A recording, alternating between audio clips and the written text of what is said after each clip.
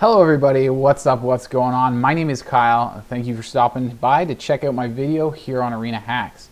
If you like anything you see here, remember to hit the thumbs up and subscribe to the channel if you like the kind of content that I do, and support in any other way you see that I have down in the comments below, or I mean the description. Anyways, for today's video, I'd like to talk about the upcoming set release, Crimson Vow. So first thing I'm going to be doing is going over just a few of the spoilers, talking about a few new mechanics that jumped out at me while I was reading them, tell you what I know about them, talk about a few cards, and just kind of show you what the website I go to and where I go to find these spoilers. After that, I'm gonna go talk about pre-orders and the pre-order bundles that you can buy for the set release, and I do that every time a new set comes out. So I'll be doing that in the second part of the video, just for anybody who's curious on my opinions on those and how I think those all work. So for now, yeah, let's just go over and check out some of those spoilers. Okay, so here we are at the website that I go to, and it's just in the MTG Arena. It's just right on that big box in the middle that cycles through different kind of advertisements and stuff. There's a link in there that they show every now and then, and so you can find it there, depending on what. Sometimes they won't throw it in the cycle. Like, I have an extra one right now because I haven't unlocked my mastery yet. I have a separate one that kind of advertises unlocking the mastery. So I don't know if I actually have it in the rotation, but there'll be a link. Anyways, I'll put a link in the description of this video so you can come to this website and see what the Wizards of the Coast is posting for Crimson Vow spoilers and all the cards that they're showing us that are coming here. Actually, no, before I start talking about individual cards, which I want to talk about this one here, I just want to go over a few of the kind of newer things that you might not recognize that are coming with Crimson Vow. There are a lot of things that are very similar to Midnight Hunt. There are cards, double-face cards that do transform under certain conditions. There is Disturb and stuff like that. So I'm not sure about Coven or anything. There might be. But, you know, there's things like that that are similar from Midnight Hunt that are still in Crimson Vow. But there are also some new things, like right here with Griff Rider, you see there's this thing called Training.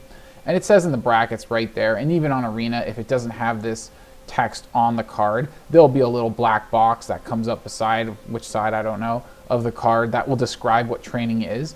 But it's basically whenever a creature with Training attacks, if there's another creature you control that's attacking with it, and it has greater power than the creature with Training, then the creature with Training gets a +1/+1 counter. It says that right in the black brackets. And there's other, I think mostly in green. I don't know of any other white ones that have Training, but there's lots in green, lots of Training. Here's another one with Training. Pretty cool guy there. So there's another one, Exploit, here it is. And that's pretty much just when this creature, it's an ETB effect, and you may sacrifice a creature to do something, right? So Exploit itself doesn't really mean much. It means when this permanent or this creature or whatever enters the battlefield, you may sacrifice another creature. Yeah, not another permanent, just a creature, right? And that's all Exploit means. But each card with Exploit will have a description in it. Like for this one, when Diver Scab enters or exploits a creature, and it does that on ETB. I think Exploit is all ETB. So enters the battlefield. So when Diver Scab exploits a creature, target creature's owner puts it on top or bottom of their library. And each card with Exploit will have something a little different. So I don't see any other Exploit here. But that's fine. So it enters the battlefield, you may sacrifice a creature. If you don't get to do this extra stuff. Oh, excuse me. If you do, you do get to do the extra stuff, which will be different for each card, like I said. You may have noticed down here, one of the other things, three things I wanted to talk about, so that was two of them. The third thing I wanted to talk about was Cleave, this ability Cleave. And it's just a different cost you may pay to cast the same spell. And it's kind of neat what they've done here. They have certain words that they put in square brackets, and when you play the Cleave cost, you just ignore those words in the brackets. So this becomes return target creature to its owner's hand, is what this card becomes if you pay 4 mana to cast it instead of 2, right? But if you pay the 2 mana to cast it, then it's return target wolf or werewolf creature to its owner's hand. So it's not just any creature. And you always get to draw a card because it's not in the brackets. But yeah, that's basically what Cleave means, is there's some kind of negative effect or some kind of limiting effect to the spell, and you usually get to ignore it when you pay the cleave cost.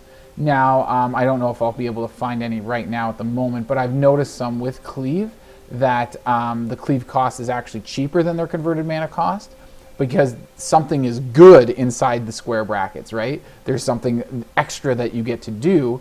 So when you pay the lower cost of the cleave, you're actually not getting to do that extra thing. So that's kind of like a reverse example of lunar rejection, because it becomes better if you pay cleave because you get to ignore something that limits the spell, but you have to pay more mana in order to ignore that, right? So there are spells that work sort of a little bit opposite with the cleave cost. A cheaper cleave, but you don't get as much when you cleave. So those are the three things I mainly wanted to talk about with Crimson Vow and the upcoming stuff.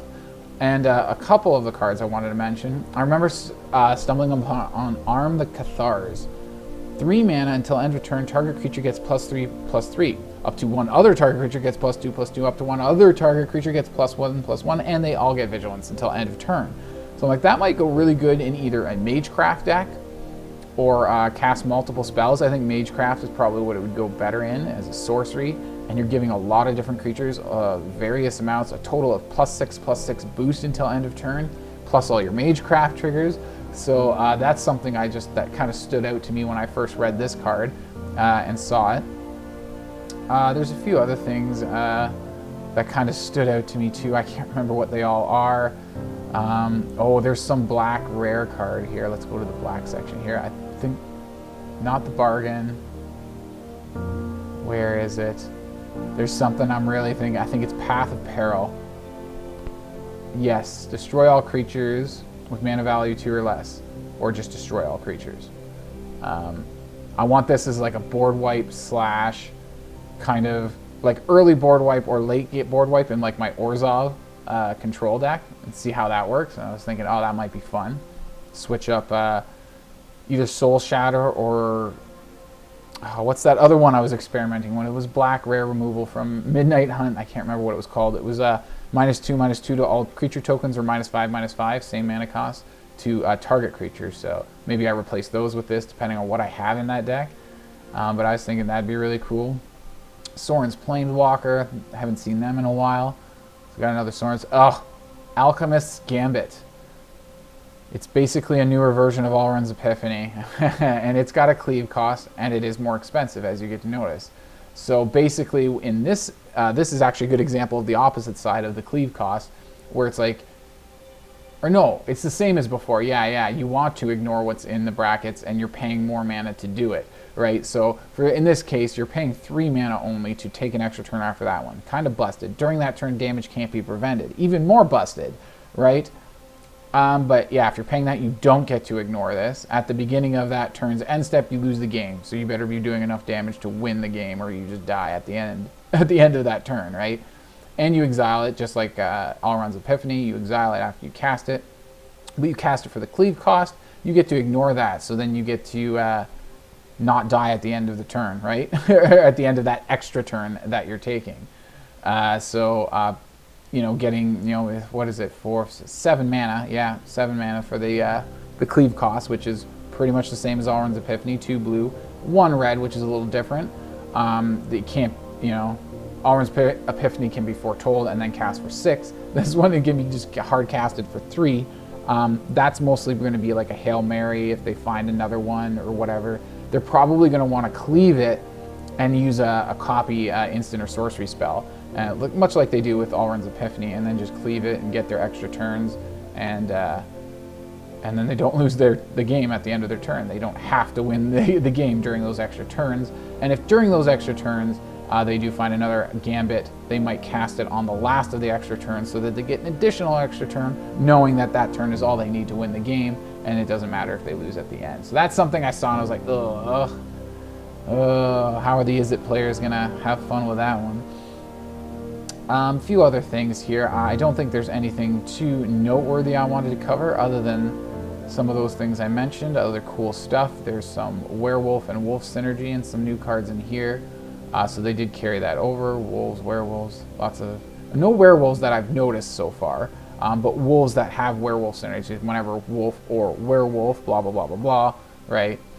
So lots of cool stuff there. Lots of good mono green stuff. Lots of humans, much like Midnight Hunt. It is it is Innistrad anyways. So, but much like the Midnight Hunt, it does seem to be pretty heavy on creatures and stuff like that. So that's really cool. I like that. Definitely a lot of really cool vampires.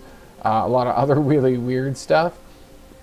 Groom's Finery. Equipped creature gets +2/+0. It gets an additional +0 to death and death touch as long as an equipment named Bride's Gown is attached to a creature you control.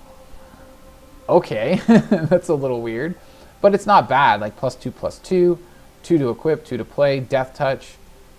Yeah, just 2/2 and death touch. You need the other equipment to get to that. Other than that, it's just +2/0. Yeah, that's not much. But yeah, some weird cards like that. Looking around, so yeah, the link will be here in the description, and yeah, you can come check it out if you're interested in any of these spoilers and what Wizards of the Coast is putting out there for us. Okay, so those were the spoilers, and now we're here in Arena in the store, and we're going to talk about these two things here, the pre-order bundles. So this is the one. There's always one that's more for drafting and one that's more just packs. I guess you could say it's for people who play more constructed, I suppose.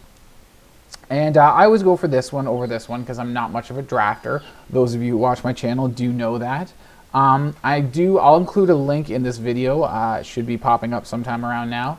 That should link to my Beginner's Guide series. And it's a great series for everybody getting started. How to grow your collection and all kinds of great stuff like that. Free cards, free stuff that they give you to start out. And just what I think is the best way to start and grow your account and your collection on here. But back to these pre-orders. Once you figure out whether you're better at drafting or if you'd like to just get packs, or maybe both are good for you, then I do actually recommend getting at least one, maybe both if you can afford it and it's within your budget, because they do both have good value. But in that Beginner's Guide series that I was just mentioning here, I do actually go into a full explanation of the difference between drafting and not drafting. So I'm not going to go into a big explanation into that now. I'm going to just kind of, just say I always get this one with the packs. It's not always, what is this one called right now? They always have a name. What's the name of this bundle? It's the Crimson Vow. No, wait. They always have different names. This is like the Sorin bundle, and this is whatever this one is. Olivia pack. There's where it says the names right there. Sorin play bundle and Olivia pack bundle. Right. Okay. So this is the play bundle. This is the pack bundle. The names change depending on what kind of mythic rares they have and whatever set is about to come out. So as you highlight down in this question mark down here, it gives you a description of everything you get in this pack. So you get a set mastery pass. That's kind of cool and not necessarily drafting related. But if you're not good at drafting, then it really doesn't have that much value, because you get 3-player draft tokens and another sealed draft token. And then you just get like the rare, mythic rare Sorin the Mirthless and the card style for it, as well as more cosmetic with the bat pet that you get with it as well.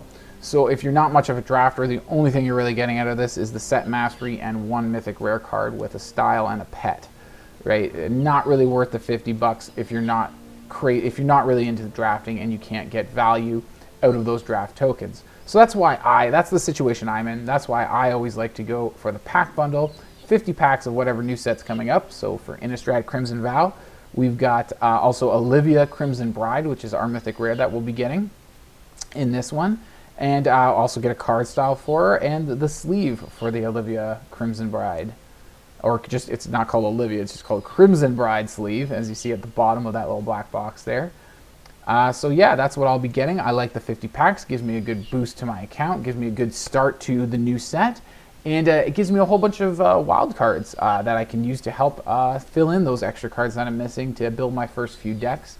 When a new set comes out, everybody wants the cards all right away, but as I recommend in that Beginner's Guide series that I told you about, I do recommend trying to utilize the free packs that you get in the Mastery, and to try to hold off doing a full set of any rare or mythic with wild cards until the set is over and the mastery is over and you've earned all your free packs from that, because then it's less likely you're going to actually open a pack and get the rares, because you're opening far less packs. So when Midnight Hunt, that's the current set when I'm recording this, when it's over, I'll actually be more willing to use rare wild cards and mythic wild cards on this set to actually get 4 copies of a certain rare or mythic, just because I'm not getting all those free packs in the mastery. And in fact, I may almost be at that level already in the mastery, because I'm almost done at this point. But the point is, yeah, that's again a strategy that I always recommend. So again, the 50 packs just helps give you that boost, gives you the wild cards. You can use them for either the last set, the previous set, that if you're missing any rare or mythics, and then you can just hold out. You still use some rare mythics for the current set. I just never fill out all 4 of them unless I've already opened these 50 packs and I've gotten, let's say, 2 or 3 copies of a rare, and I want to go for 4 full copies of it. Then yeah, I'll use a rare wild card on it, because I consider that pretty good. If I can naturally open out of packs at least 2 to 3 of a rare mythic, I will use the rest wild cards even during the set mastery for that season. But other than that, I think that's all I have for this video today. Please, once again, hit the thumbs up down in the bottom corner and subscribe to the channel if you haven't already. You know, all the support helps. Go check out my Patreon page. You can get there by looking at the video description, and any other supporters I'll be putting down in the description of my videos as well. So please go check that out. And like I said, the thumbs up and the subscribing is free, and it does support the channel as well. So also comment and just say hello or what's up, or let me know what you think of this video and if it's helpful, because that also supports the channel as well. See you guys all at the next video. Cheers.